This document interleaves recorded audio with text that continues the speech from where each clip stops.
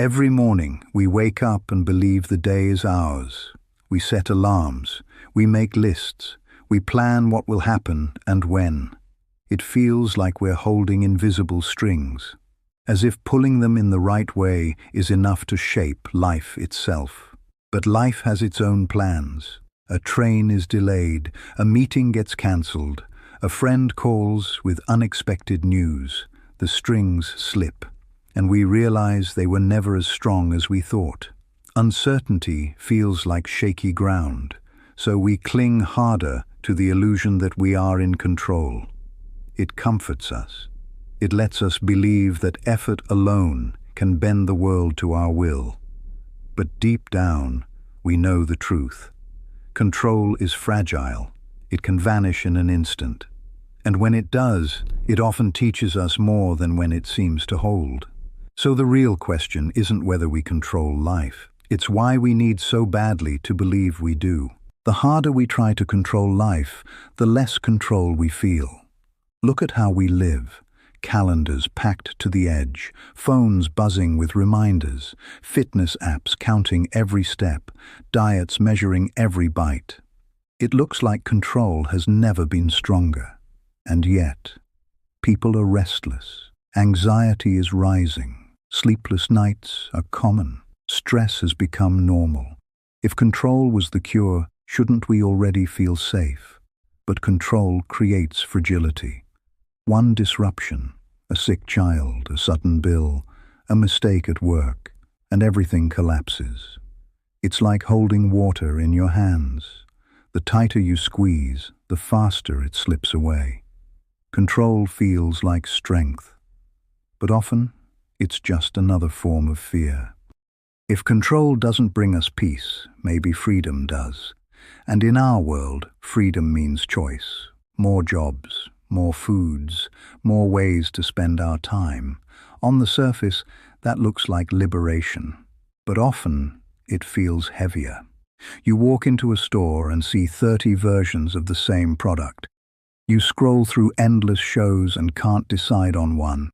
You swipe through jobs or cities or people and feel paralyzed. This is the paradox of choice. The more doors we see, the more pressure we feel to pick the right one.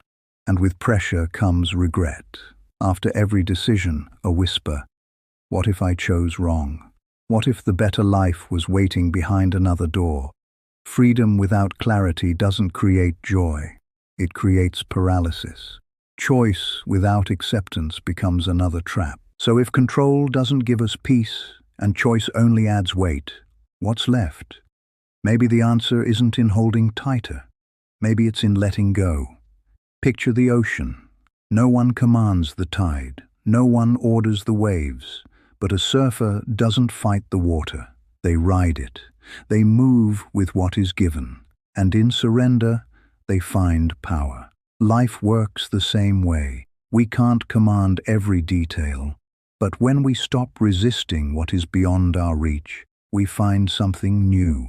A rhythm, a flow, a way of moving forward that doesn't leave us exhausted. Letting go isn't weakness, it's alignment.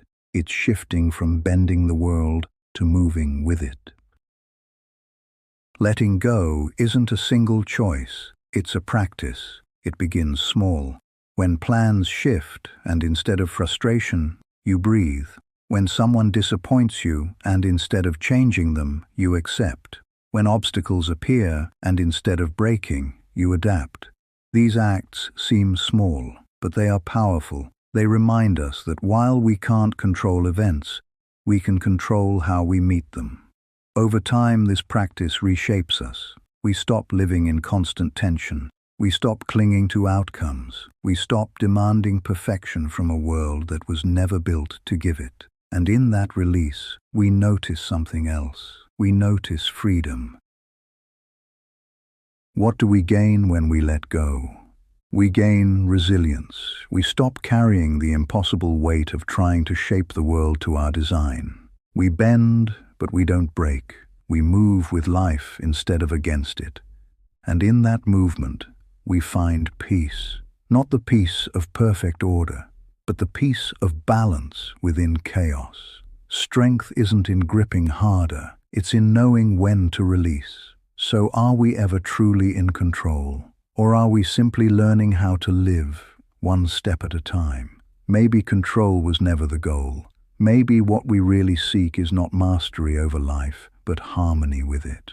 The next time life refuses to follow your plan, remember this.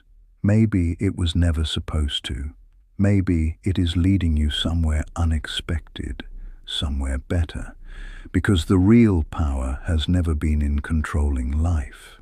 The real power is in living it.